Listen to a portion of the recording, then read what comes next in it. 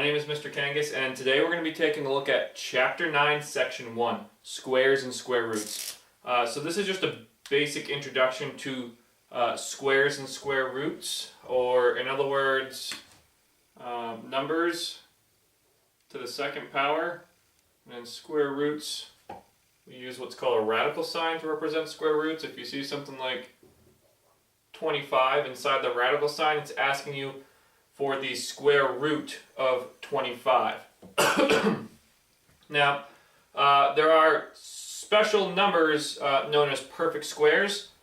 25 is one of them. Some others would be 16, 9, 36, 81, etc.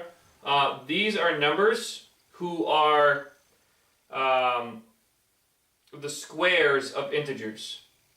These are numbers that, for example, to get to 25, I would do 5 times 5, or in other words, 5 squared. So 25 is the square of 5. So any number that is the square of an integer, and remember, integers don't include decimals. The group of numbers known as the integers include all the negative whole numbers, 0, and all the positive whole numbers. No decimals. So if you take any positive or negative whole number and square it, your answer is going to be what's known as a perfect square. And part of the reason why they call this a perfect square is because your answer represents the area of an actual square. So for example, the square that 25 would represent, okay, the area of a square that has an area of 25 would be a 5 by 5 square. And there are no decimals attached to it. Decimals can have squares. Every number can be squared, but not every number when squared will give you a perfect square, because remember 5.1 is considered a decimal as well, and if you square that you will not get a perfect square. So to square a number, you just simply multiply it by itself. 3 times 3, 4 times 4, 5 times 5. If you see that little 2 there, that exponent of 2, if you see something to the second power, it's also known as squaring. So to solve that, you would just do 3 times 3. That's really all there is to squaring. There's a little bit more to square roots. They're a little bit more difficult to achieve or find, unless you have them memorized, like with many things in math, such as your addition facts and your multiplication facts and division. It's always good to memorize a small portion of these. So you may want to memorize what the square root of the first probably 9 or 10 perfect squares. So you're going to want to know the square root of 1 is 1. You're going to want to know the square root of 4 is 2. You're going to want to know the square root of 9 is 3. Things like that. Probably the first 10 of these, because this gets you an answer of 1, 2, 3. And obviously the square root of 100, this would be the 10th one you would memorize, is 10. You'll probably want to memorize those. And most of the time, when we're talking about finding the square root, you're going to use a calculator. But it is always helpful to be able to do a little bit of estimating square roots in your head. Knowing how the whole process works is beneficial, because you're not always going to have a calculator available to you, and sometimes it's actually quicker to be able to do stuff like that in your head rather than having to find your calculator and punch in the numbers.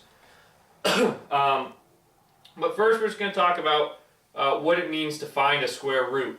If I'm looking for the square root of 25, I am looking for the number that when squared will get me an answer of 25.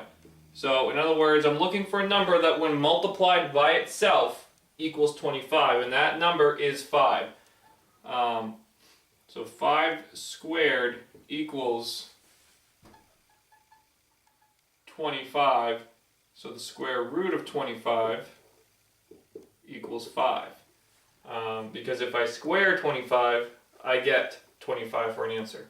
If I square 5, I get 25 for an answer. So if I was looking for the square root of 36, I would ask myself what times itself is 36. So the first thing I'm going to do is go through my multiplication facts. I'm going to be like, okay, 3 times 3 is 9. Nope, that's not it. 4 times 4 is 16. That's not it. 5 times 5 is 25. That's not it. I'm getting closer. 6 times 6 is 36. So the square root of 36 is 6.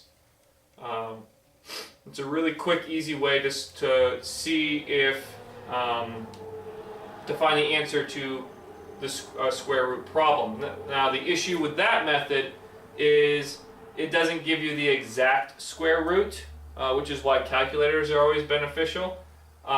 Most of the time, when you find the square root of a number, you're not going to get a whole number for an answer. Now, perfect squares are easy to find the square root of. You can get the exact square root of those.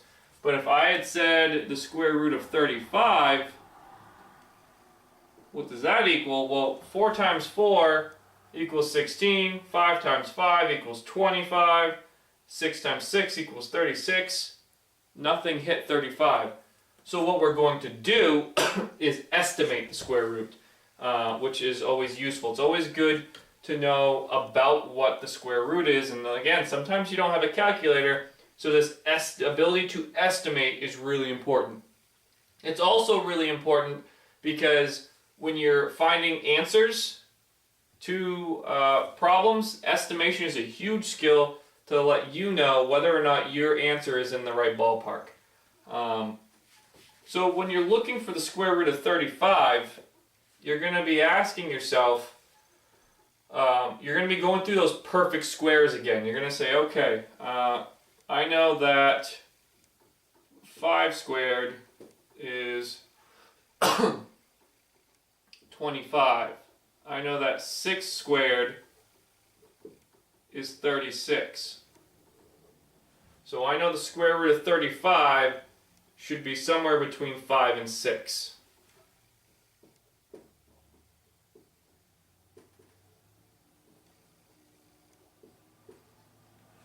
Because if I took the square root of 25, I would get 5. If I took the square root of 36, I would get 6. So the square root of 35 should get me something between 5 and 6, because the square root of 35 is between the square root of 25 and 36. Now again, this is another situation where basically having memorized the first 10 to 15 perfect squares comes in handy. Because if you have these memorized, you don't have to take the time in your head to go, okay, 4 times 4 is 16, 5 times 5 is 25, 6 times 6 is 36. You just know those first 10 to 15 perfect squares, and you can say, okay, well 35 would be between 25 and 36. Because you just know those two numbers are perfect squares, and you know 35 falls between them. So you say, okay, so the square root of 35 would come between the square root of 25 and the square root of 36. So that would be how you estimate a square root. We'll do one more example of estimating a square root. Let's say we got the number, let's go with 92. Okay, I want to know what the square root of 92 is. So again, if you've memorized the first 10 or so perfect squares, then right off the bat, you should know that this square root is going to be somewhere between 81, which is 9 squared, and the square root of 100, which would be 10 squared. So the square root of 100 is 10. The square root of 81 is 9. So you know your answer would be between 9 and 10. Now, if you didn't know your perfect squares by heart, if you didn't know your first 10 to 15 perfect squares by heart, you would have to say, okay, well, I'm trying to find the square root of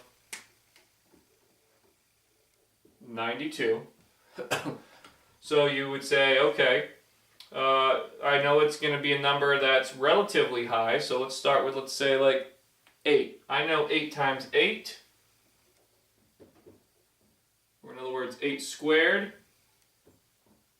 equals 64. I know 9 squared equals 81. I know 10 squared equals 100. Okay, so you look at that and you go, okay, well, if I took the square root of 64, it would be 8. If I took the square root of 81, it would be 9. And if I took the square root of 10 of 100, it would be 10. And so I can see the square root of 92 fits in right between 9 and 10. Now, for those of you who were interested in and are taking this seriously, the perfect squares, memorizing the first 10 to 15 perfect squares, I'm going to write them up on the board.